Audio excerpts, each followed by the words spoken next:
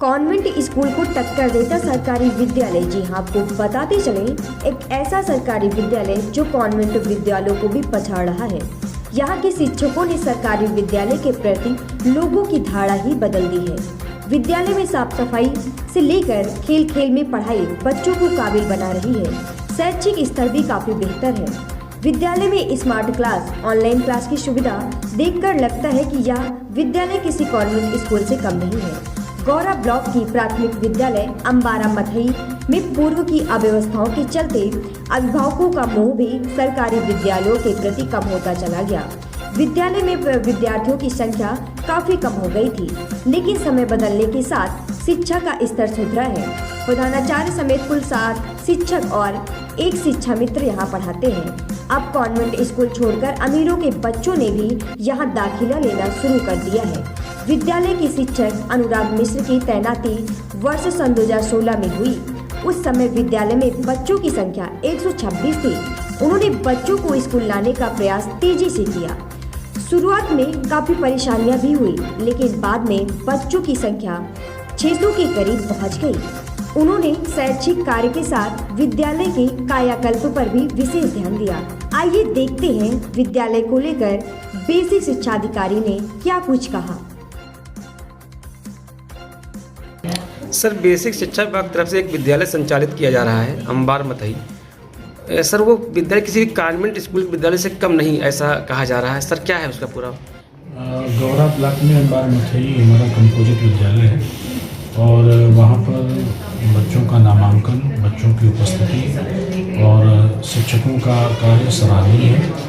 और बेसिक शिक्षा विभाग में इस तरह के कई विद्यालयों में नवाचारी प्रयोग किए जा रहे हैं, जिनसे बच्चों को बेहतर शिक्षा प्रदान की जा सके। सर, एक चीज़ और आ रहा है, वो विद्यालय जैसे कॉन्वेंट विद्यालय संचालित होते हैं वैसे ही वहाँ पर बच्चों को तो हर तरह से बिल्कुल जागरूक किया जाता है पढ़ाई के लिए। बिल्कुल, ये शिक्षकों की नवाचारी पहल है। निपुण भारत मिशन के अंतर्गत हमको बच्चों को उनकी कक्षा के अनुसार शिक्षण उपलब्धि प्राप्त करानी है। इसके अनुरूप विद्यालय काम कर रहा है। तो कुमार मिश्रा, मैं भारतीय सेना का सैनिक होने के साथ साथ इस विद्यालय का अध्यापक भी हूँ। और मैं सेना में चूँकि चाइनीज ट्रांसलेटर के पद पर था, हमारा विद्यालय जब अंग्रेजी माध्यम बना तो मुझे लगा कि मैं भी प्राइमरी का पढ़ा हुआ हूँ। अगर मैं चाइनीज़ में गोल्ड मेडल ले सकता हूँ तो क्या मैं अपने बच्चों को अंग्रेजी में भी गोल्ड मेडल लेने का लायक नहीं बना सकता? तो आज हमारे बच्चे निपुणता की उस सीमा को पहुंच चुके हैं जो हमारे उत्तर प्रदेश शासन और भारत सरकार की जो मंशा है नई एजुकेशन पॉलिसी 2020 के तहत। और हम एक ही बात आपसे कहना चाहेंगे कि मुझे 4 लाइनें शहीद भगत सिंह की बहुत याद आती हैं और मुझे हमेशा मोटिवेट करती हैं कि कमाल है बुज़दिली है, अपनी आंखों में ही बस्त होना, जरा सी जुर्रत हो तो क्या कुछ हो नहीं सकता, उभरने ही नहीं देती बेमानियां दिल की, वरना कौन सा कतरा है जो दरिया हो नहीं सकता। सर, विद्यालय बच्चों को आप लोग किस तरह से शिक्षा दे रहे हैं? शिक्षा पहले तो हम लोगों ने जब विद्यालय की जो हमारी शुरुआत होती है तो हमारी प्रार्थनाएं 3 भाषाओं में होती हैं, हिंदी, अंग्रेजी और संस्कृत। उसके बाद बच्चों को जनरल नॉलेज, उसमें अंतर्राष्ट्रीय स्तर से लेकर के यूनाइटेड नेशंस से लेकर के ग्राम पंचायत स्तर तक पूरा डिटेल में उनको बताया जाता है। और बच्चे हमारे कक्षा 1 का भी बच्चा इन बातों से अवगत है।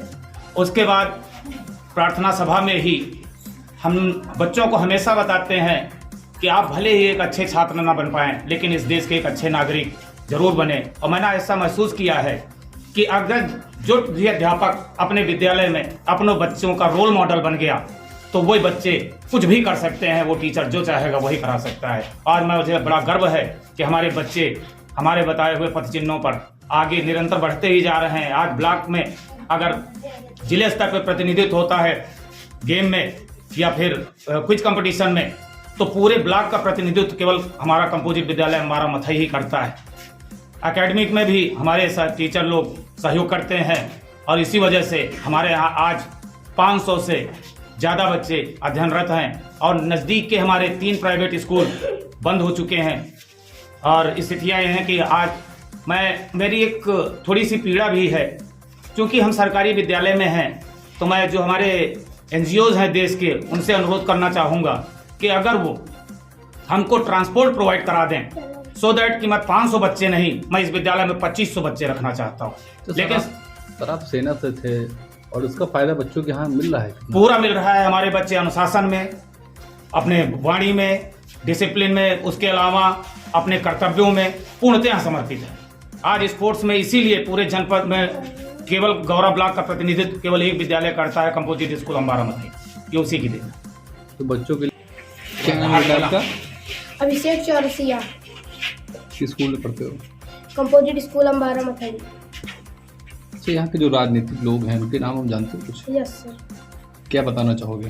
तो हमारा इंडिया की प्रेसिडेंट मिसेस द्रौपदी मुर्मू हैं, यहाँ के prime minister mister Narendra Damodar Das Modi हैं, इंडिया की कैपिटल न्यू दिल्ली है, हमारे उत्तर प्रदेश के मुख्यमंत्री का नाम मिस्टर योगी आदित्यनाथ है, यहाँ की गवर्नर मिसेज आनंदीबेन पटेल हैं, और उत्तर प्रदेश के director general school education officer mister Vijay Kiran Anand है। अच्छा, रायबरेली के सांसद कौन है पता है आपको? डीएम सांसद MP। अच्छा, यहाँ रायबरेली के DM कौन है? मिसेज माला श्रीवास्तव। अच्छा, यहाँ के जो खंड जिला शिक्षा अधिकारी हैं जानते हो क्या नाम उनका? मिस्टर शिवेंद्र प्रताप सिंह। अच्छा, यहाँ पढ़ाई कैसी होती है आपकी? सर अच्छी होती है। कौन टीचर पढ़ाते हैं? Sir mister Ashok Kumar Mishra sir. क्या बनना चाहते हो बड़े होकर? IAS officer.